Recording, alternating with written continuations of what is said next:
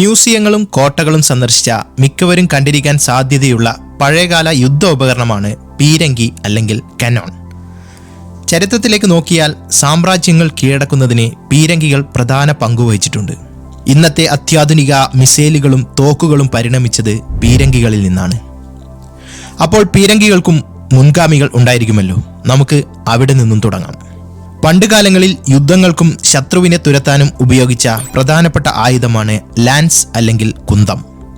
കൂർത്ത കല്ലുകളും മരത്തടികളും ഉപയോഗിച്ച് നിർമ്മിച്ചിരുന്ന കുന്തങ്ങൾ പിന്നീട് ഇരുമ്പ് ഉപയോഗിച്ച് നിർമ്മിക്കാൻ തുടങ്ങി.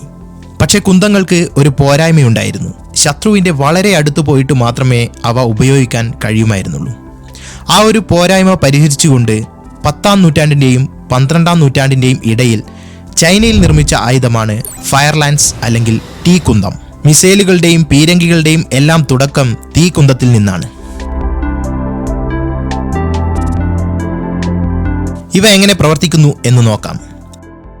ഇതിൻ്റെ പ്രധാന ഭാഗം ഒരു കുന്തമാണ്. പിന്നെ കുന്തത്തിനോട് ചേർത്ത് വച്ചിരിക്കുന്ന ഒരു ട്യൂബ്. ഇതിനായി മുളയാണ് ഉപയോഗിക്കുന്നത്. മുളയുടെ ഈ ഭാഗം വഴി ഇതിനകത്ത് ഗൺ പൗഡർ നിറക്കുന്നു. ഇവിടെ കത്തിക്കാനായി ഒരു തിരിയും സെറ്റ് ചെയ്യുന്നു. ശത്രുക്കൾ അടുത്തേക്ക് വരുമ്പോൾ ഈ തിരി കത്തിക്കുകയും നിറച്ചിരിക്കുന്ന ഗൺ പൗഡർ പൊട്ടിത്തെറിക്കുകയും ഈ ഭാഗം വഴി തീ തെറിക്കുകയും ചെയ്യുന്നു.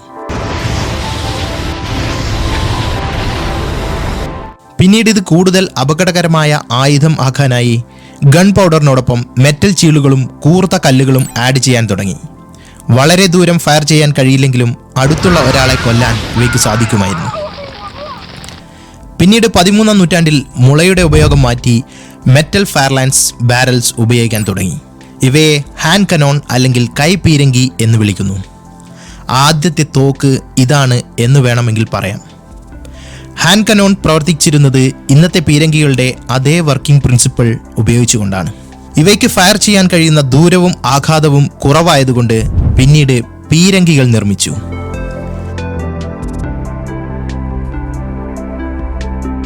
14-ാം നൂറ്റാണ്ടിന് ശേഷം യൂറോപ്പിലും മിഡിൽ ഈസ്റ്റിലും ഇന്ത്യയിലും എല്ലാം പീരങ്കികൾ നിർമ്മിക്കുകയും ഉപയോഗിക്കുകയും ചെയ്തു. ഒരു പീരങ്കി കൃത്യമായി പ്രവർത്തിക്കുവാൻ അതിൻ്റെ ഓരോ ഭാഗങ്ങൾക്കും പ്രധാന പങ്കുണ്ട്. ഏറ്റവും ഫ്രണ്ട് ഭാഗത്തുള്ള ഈ ഒരു ഭാഗമാണ് മസിൽ. എക്സ്പ്ലോഷൻ നടക്കുമ്പോൾ പീരങ്കിയുടെ ഉണ്ടയും ഷെല്ലും എല്ലാം ഹൈ വെലോസിറ്റിയിൽ പുറത്തേക്ക് പോകാനാണ് ഈ ഭാഗം. എക്സ്പ്ലോഷനെ കൺട്രോൾ ചെയ്ത് കൃത്യമായി സ്ട്രെയിറ്റായി ആക്യുറസിയോടെ പ്രൊജക്ടൈലിനെ പുറത്തേക്ക് വിടാൻ ഈ ഭാഗം സഹായിക്കുന്നു. കൂടാതെ ടാർഗറ്റ് പോയിന്റ് എയിം ചെയ്യാനും ഈ ഭാഗമാണ് സഹായിക്കുന്നത്. ഫയർ ചെയ്യുമ്പോൾ ഉണ്ടാകുന്ന റീകോയിലിംഗ് എഫക്റ്റ് അബ്സോർബ് ചെയ്ത് പീരങ്കിക്ക് സ്റ്റെബിലിറ്റി ഉണ്ടാക്കാൻ മസിലിൻ്റെ ഈ ഒരു ഷേപ്പ് സഹായിക്കുന്നു. മസിലിൻ്റെ അടുത്തുള്ള ഈ ഒരു ഭാഗമാണ് ബോർ. ഇത് ബാരലിൻ്റെ ഇൻറ്റീരിയർ ഭാഗമാണ്. ഗൺ പൗഡർ പൊട്ടിത്തെറിക്കുമ്പോൾ ഹൈ പ്രഷറിൽ ഗ്യാസ് ഉണ്ടാകുന്നു. ഈ പ്രഷർ വിത്ത്സ്റ്റാൻഡ് ചെയ്ത് പീരങ്കി ഉണ്ടകളെ കൃത്യസ്ഥാനത്ത് പായിക്കുവാൻ ഈ ഒരു ഭാഗം സഹായിക്കുന്നു. ഈ തിൻ ട്യൂബാണ് വെന്റ്. ഈ വെന്റ് വഴിയാണ് ഉള്ളിൽ നിറച്ചിരിക്കുന്ന ഗൺ പൗഡറിനെ തീ കൊടുക്കുന്നത്. ഇത് വെന്റ് ഫീൽഡ്. ഇവിടെയാണ് ഇഗ്നിഷൻ നടക്കാനുള്ള ഫ്യൂസ് സെറ്റ് ചെയ്യുന്നത്. ഈ ഭാഗമാണ് നോബ്. ഈ ഭാഗമാണ് പൗഡർ ചാമ്പർ. ഇവിടെയാണ് ഗൺ പൗഡർ നിറക്കുന്നത്. ഒരു സ്ഥലത്ത് നിന്നും മറ്റു സ്ഥലത്തേക്ക് കൊണ്ടുപോകേണ്ട കനോണിന് ഇത്തരത്തിൽ വീലുകളും ഉണ്ടാകും. ഈ ഭാഗമാണ് ട്രെയിൽ ഹാൻഡിൽ. ടാർഗറ്റിനെ ലക്ഷ്യമിട്ട് പീരങ്കിയുടെ പൊസിഷൻ സെറ്റ് ചെയ്യുന്നത് ഈ ഭാഗം ഉപയോഗിച്ചാണ്. കൂടാതെ റീകോയിലിംഗ് അബ്സോർപ്ഷനും ഈ ഒരു ഭാഗം സഹായിക്കുന്നു. ഈ ഭാഗമാണ് എലിവേഷൻ സ്ക്രൂ. പീരങ്കിയുടെ പൊസിഷൻ മുകളിലേക്കും താഴേക്കും മാനുവലി സെറ്റ് ചെയ്യാനാണ് ഈ ഭാഗം ഉപയോഗിക്കുന്നത്. ഉള്ളിൽ എക്സ്പ്ലോഷൻ നടക്കുന്നതിനാൽ ഇതിൻ്റെ ബോഡി ബ്രോൺസ് ഉപയോഗിച്ചാണ് നിർമ്മിക്കുന്നത്. ഇരുമ്പ് കൊണ്ട് ഉണ്ടാക്കിയവയും കാണാൻ കഴിയും. ഒരു പീരങ്കിയുടെ പ്രവർത്തനത്തിന് മിനിമം 5 പേർ ആവശ്യമായിട്ടുണ്ട്.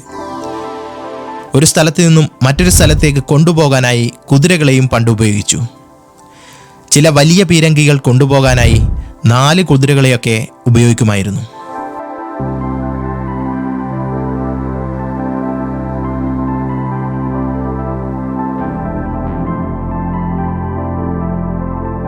ഇനി ഒരു പീരങ്കി എങ്ങനെ വർക്ക് ചെയ്യുന്നു എന്ന് നോക്കാം. സ്റ്റെപ്പ് 1, ടാർഗറ്റ് പോയിന്റ് സെലക്ട് ചെയ്ത് വിൻഡ് സ്പീഡ് കണക്കാക്കി പീരങ്കി പ്ലേസ് ചെയ്യുന്നു. സ്റ്റെപ്പ് 2, ഒരാൾ ഈ വെന്റ് സ്റ്റോപ്പർ വച്ചോ വിരൽ വച്ചോ അടച്ചു പിടിക്കുന്നു. ഗൺ പൗഡർ ലോഡ് ചെയ്യുമ്പോൾ സ്പാർക്ക് ഉണ്ടാകാതിരിക്കാനാണ് ഇങ്ങനെ ചെയ്യുന്നത്. സ്റ്റെപ്പ് 3. ഇത്തരത്തിൽ ഒരു വടി വെച്ച് ബാരലിൻ്റെ ഉൾഭാഗം ക്ലീൻ ചെയ്യുന്നു. മുൻപ് ഫയർ ചെയ്തപ്പോൾ ബാക്കിയായ ചീളുകളും ചൂടും ഇല്ലാതാക്കാനാണ് ഇങ്ങനെ ചെയ്യുന്നത്. സ്റ്റെപ്പ് 4. Gun powder നിറക്കുന്നു.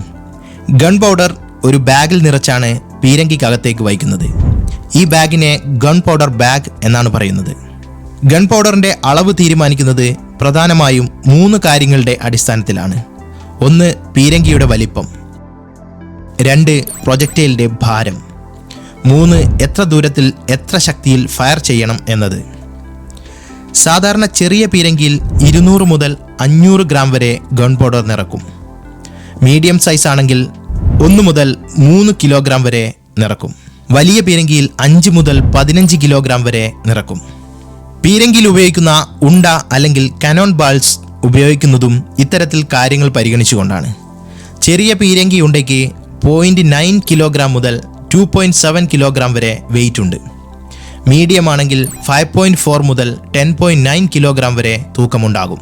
വലിയ പീരങ്കിയിൽ ഉപയോഗിക്കുന്ന കനോൺ ബോളിന് 14.5 കിലോഗ്രാം മുതൽ 19 കിലോഗ്രാം വരെ തൂക്കമുണ്ട്. ചില വലിയ പീരങ്കിയിൽ 45 കിലോഗ്രാം ഭാരമുള്ള ഉണ്ടകൾ വരെ ഉപയോഗിച്ചിട്ടുണ്ട്.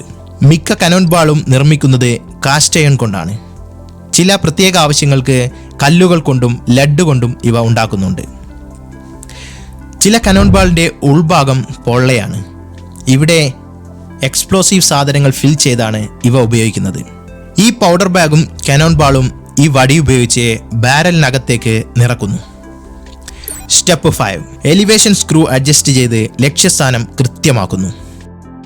സ്റ്റെപ്പ് 6.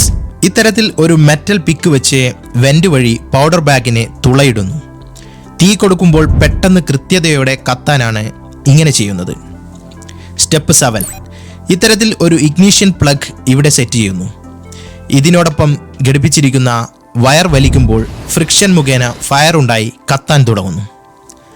ഇതിൻ്റെ ഫലമായി പൗഡർ ബാഗ് പൊട്ടിത്തെറിക്കുകയും ഈ പ്രഷറിൽ കനോൺ ബാൾ 400 km/s സ്പീഡിൽ കുതിച്ചു പായുന്നു. ചില പഴയ പീരങ്കികളിൽ ഫയർ ചെയ്യാൻ ഇത്തരത്തിൽ ഒരു സെറ്റപ്പും ഉപയോഗിക്കാറുണ്ട്. റോക്കറ്റിൻ്റെയും അത്യാധുനിക മിസൈലുകളുടെയും ഒക്കെ വരവോടെ പീരങ്കിയുടെ ഉപയോഗം ഇന്ന് വളരെ കുറഞ്ഞു. ഇന്ന് പീരങ്കികൾ മിക്കപ്പോഴും നമ്മൾ കാണുന്നത് ചില സെറിമോണിയൽ ഇവൻസിലും മ്യൂസിയത്തിലും ഒക്കെയാണ്. വീഡിയോ ഇഷ്ടമായാൽ സപ്പോർട്ട് ചെയ്യുക. 3D എക്സ്പ്ലനേഷൻ വീഡിയോസിന് വേണ്ടി ചാനൽ സബ്സ്ക്രൈബ് ചെയ്ത് ബെൽ ബട്ടൺ എനേബിൾ ചെയ്യുക.